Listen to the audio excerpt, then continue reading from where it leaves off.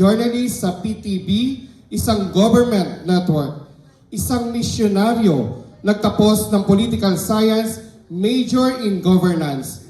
People of the Year awardee dahil sa kanyang suporta sa MYRC.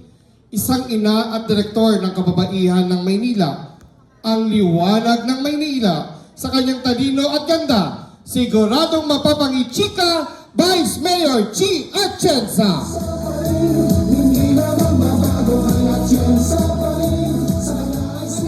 Magandang umaga po sa inyong lahat. Kamusta po kayo? Hindi ba naman kayo nakatulog dahil ang lamig-lamig dito ngayon? Para lang kayo nanonood ng sine. Ako po si Chi Atienza, ang bunsong anak ng dating buting Mayor Lito Atienza. Ako rin po ang direktora ng Kababaihan ng Maynila, isang organisasyon na binuo ng aking mga magulang 40 years ago. Parang may mga nakikilala kong mukha dito na original members ng Kababaihan ng Maynila. Naaalala niyo po ba nung nag-uumpisa ito, merong isang maliit at matabang bata na nasa likuran ng aking ina noon. Ako po yun. Hindi ko naman aakalain, ako pala magpapatuloy ng kanilang mga nasimulan.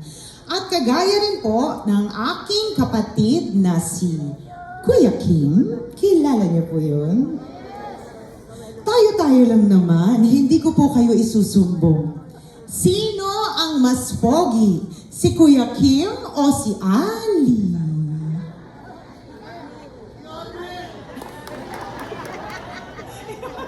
Kaso hindi ko po siya kapatid eh. Parang wala ko, isa lang narinig ko na Kuya Kim. Matutuwa po yan. Pero kagaya po ng aking kapatid na si Kuya Kim, ako rin po ay nasa telebisyon bilang isang broadcast journalist. Ngunit bata pa lang po ako, ang pangarap ko sa aking buhay ay maging isang misyonaryo. Pero hindi po yun nais sa katuparan. Kaya ang ipinangako ko sa Panginoon, kung saan man niya akong karerang dadalhin, bibitbitin ko na lang doon ang puso ng misyonaryo. Kaya nung ako po ay naging isang broadcast journalist for 7 years, ginawa ko pong misyon ng umikot sa ating bansa para kunin ang kwento ng ating mga kababayan na napag-iwanan sa laylayan ng lipunan. Ginamit ko ang aking boses para kahit papaano mailabas namin ang hinaing ng mga sektor ng ating bansa na medyo hindi nabibigyan ng pansin. Nung ako po ay tinanong ni Yorme na kung pwede ako maging katambal, inisip ko ng mabuti at tiningnan ko kung pareho po kami ng puso.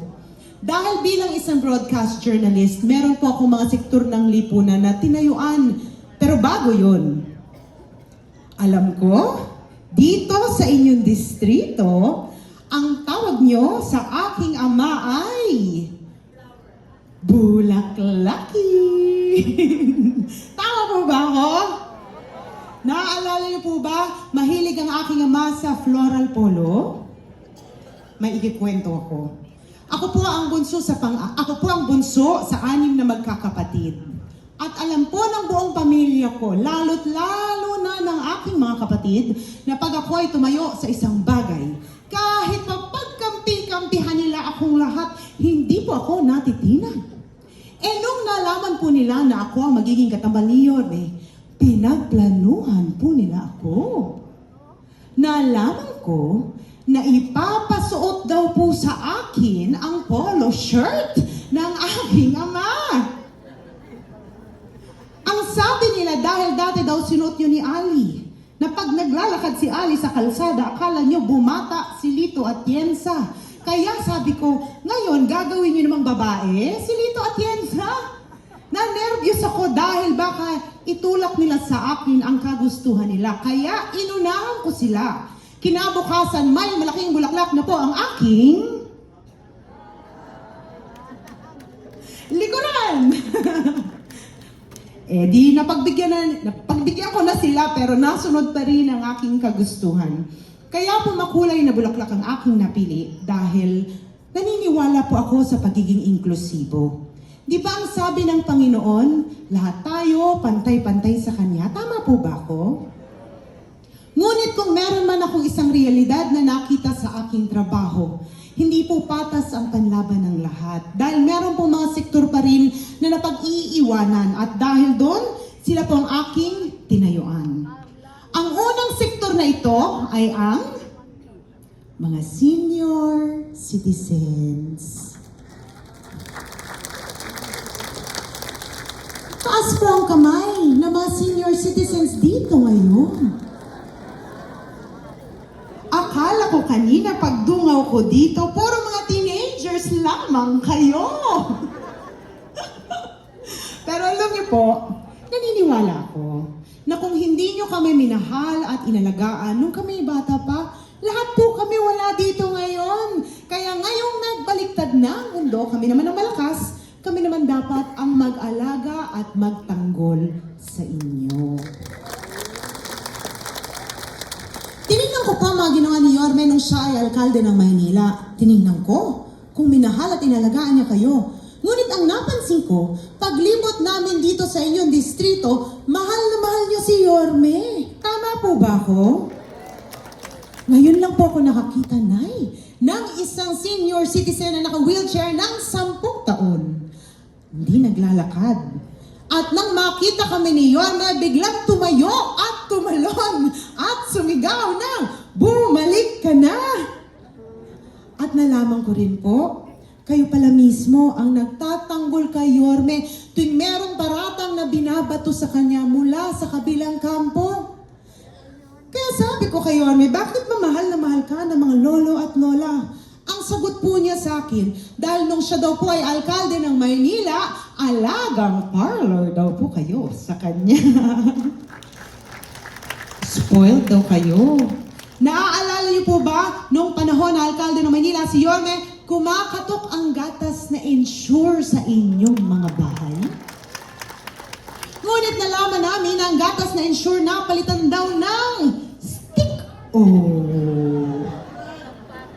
Naaalala niyo po ba, nung panahon na alkalde ng Maynila si Yorme, may malaki kayong cake na natatanggap tuwing kaarawan ninyo. Nalaman namin na ang malaking cake ay naging cupcake. Sabi nung taga-Uno Distrito, dahil daw minsan sunog, kaya daw ang cake naging biskuit. Naaalala niyo rin po ba, nung panahon na alkalde si Yorme ng Maynila, binibigyan kayo ng black rice? Social! Naaalala niyo rin po ba, nung panahon na alkalde ng Maynila si Yorme, doon nag-umpisa ang pagbibigay sa inyo ng 500 pensyon? Nung nakita ko lahat ng yun, doon ko sinabi, naintindihan ko na kung bakit ka mahal at bakit ka pinaglalaban ng mga lolo at lola. At natuwa po ako dahil sabi ko, pareho tayo ng first love. Ang aming mga lolo at lola, nanay at tatay. Ang pangalawang sektor na aking tinayuan, hindi ko po alam kung alam ninyo. Ngunit meron po kaming tinayong bahay ampunan 29 years ago. Ang pangalan po nito ay Home for the Angels. Kinukuha po namin ang mga sanggol na tinatapon sa kung saan-saan, inaalagaan namin hanggang merong kumuha sa kanilang mga pamilya na mag-aalaga sa kanila. At dahil meron po itong 2 sanggol na walang may gustong kumuha, dahil pareho pong may kapansanan, sila po ay aking mga kapatid na ngayon. Inampon po namin sila. At nakita ko ang hirap na tinatamasa ng ating mga kababayan na may kapansanan. Lalo't lalo na kung ikaw ay isang senior citizen. Nakita ko na dapat kayo ay inaalagaan ng gobyerno. Tinignan ko ang ginawa ni Yorme nung siya ay alkalde ng Maynila. At dahil sa Job Inclusivity Act na ginawa po ni Yorme nung siya ay alkalde ng Maynila, maari pong magtrabaho ang ating mga senior citizens at PWD.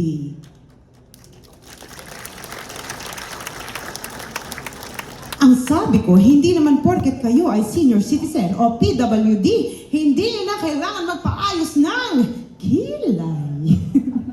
Ang sabi sa akin ng isang tatay, hindi daw kilay ang kailangan niyang paayos, kundi ang kanyang peluka. Pero para sa akin, importante na kayo pa rin ay mabigyan ng oportunidad. Dahil hindi naman porket kayo ay senior citizen, hindi nyo na kailangan ng suporta pagdating sa oportunidad. Dahil totoo at isang realidad, marami pa rin po sa ating senior citizens at PWD na nakikipagsapalaran pa rin para matustusan ang pangangailangan ng inyong mga pamilya. Ang pangatlong sektor na aking tinayuan, kung si Yorme ay batang Tondo, si Chi Atienza po ay batang Bukid. Pero hindi po ako lumaki sa farm. Chinita lang, ngunit hindi ako si Alice Guo. Pero sabi ng aking ama, may duguro po ako na Chinese dahil ang great-great-grandfather ko ay isang Li. Kaya Livio ko ang middle name ng aking ama. At nakita nga namin, dahil ako po ay batang bukid, San Andres Bukid, Manila po ako lumaki. Marami pong mga tao sa aming barangay mula po sa Muslim community. Naging kaibigan ko po sila, naging parte ng aking buhay. At dahil doon, sila rin po ay aking ipinaglaban. Tinignan ko ang ginawa ni Yorme para sa ating mga kababayan na Muslim at alam niyo po ba? Dahil kay Yorme, meron na ngayong Islamic cemetery na walang nakagawa for 500 years. Sabi ko, nakakatuwa dahil lahat na lang ng sektor na mahal ko, binigyan mo ng totoong suporta at pagmamahal nung ikaw ay alkalde. Kaya tiningnan ko ang pang-apat at panghuli. Pero bago yun, hindi po ako komportable sa entablado. Mas gusto ko, kasama po kayo. Hi, Nanay! Nung ako, okay lang po nandito ako. Nakikita niyo po ako? Okay lang po? Hi, Nanay! 25 years ago, nung ako po ay nag-aaral ng kolehiyo sa De La Salle University, na ang kurso ko pong kinuha ay Political Science major in Governance. Pero bago ko ituloy ang kwento ko, kailangan ko lang po talagang sabihin, 25 years ago ako nag-kolehiyo. Dahil ang akala po nung iba, bata pa po ako. Mukha lang bata.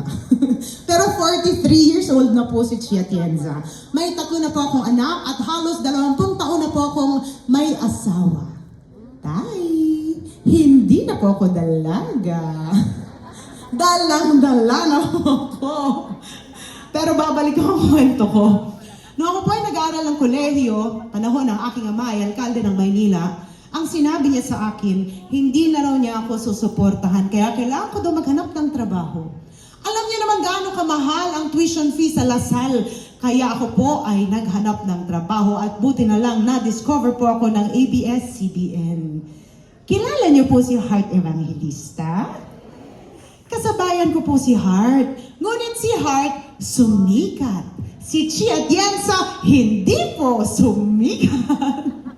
Pero okay lang. Dahil para sa akin, kaya ako pinadaan ng Panginoon doon para malaman ko ang kalagayan ng ating mga kapatid na LGBTQ+. Nakita ko, hanggang ngayon, hindi pa rin po patas ang panlaban ng marami sa kanila. Meron pa rin pong diskriminasyon pagdating sa oportunidad.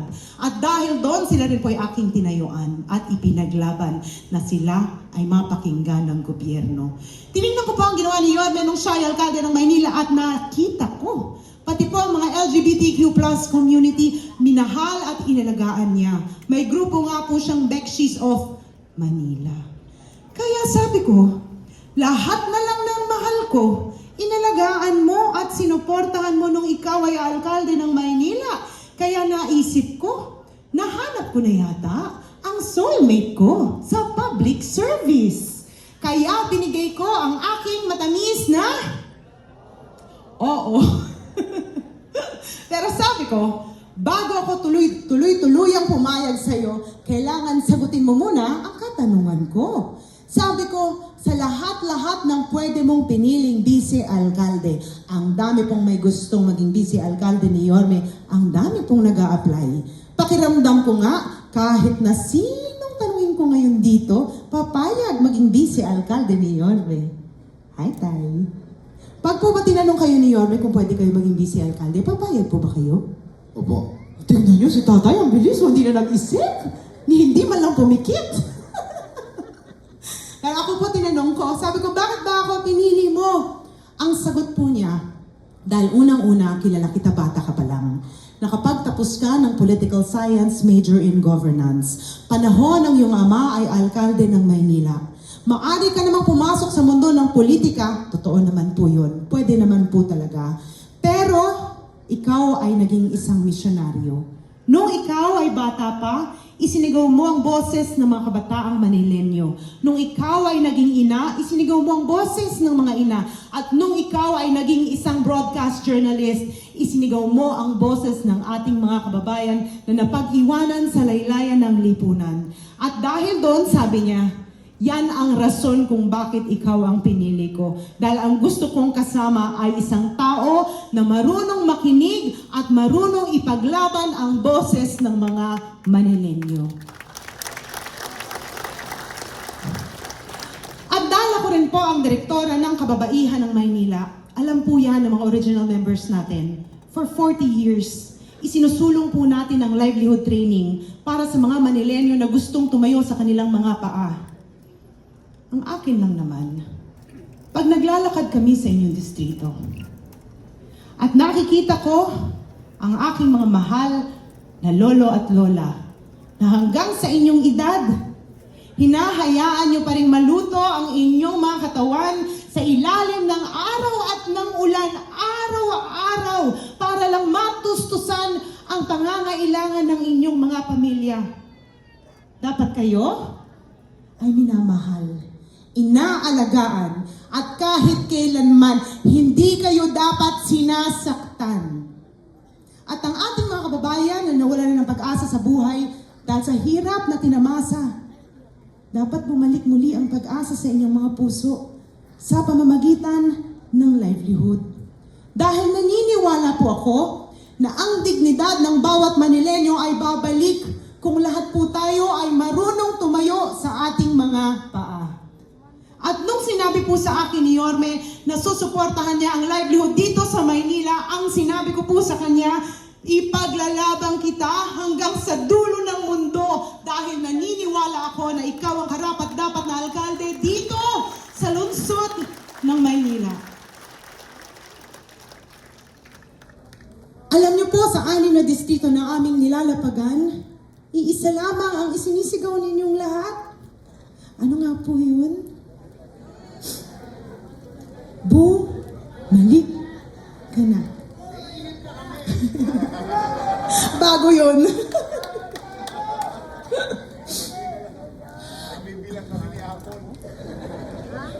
Alam ko, sinisigaw niyo bumalik na si Yorme. Dahil nagdadasal ang inyong mga puso na bumalik ang pagkatok ng pagmamahal ng lungsod ng Maynila sa inyong mga buhay at bahay gaya ng natamasa nyo nung si Yorme ay alkalde ng Maynila.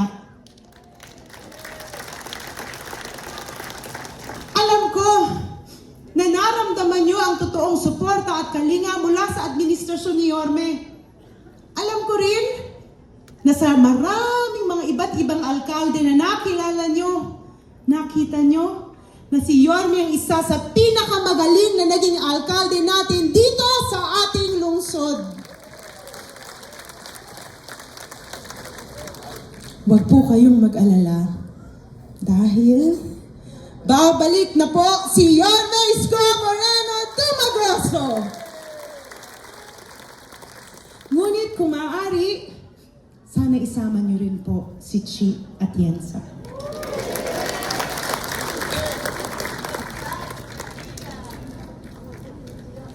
Ang trabaho po ng vice alkalde ay maging presiding officer, maging ina ng konseho, gumawa ng mga batas, polisiya, programa na dapat angkop sa pangangailangan ninyo.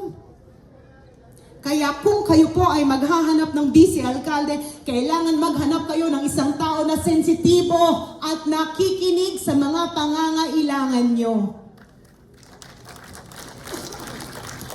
Kung meron man ako isang bagay na kaya kong ipagmalaki sa inyo, alam ko, bata pa lang po ako, nakikinig na po ako at ipinaglalaban ko na po ang boses ng mga Manilenyo.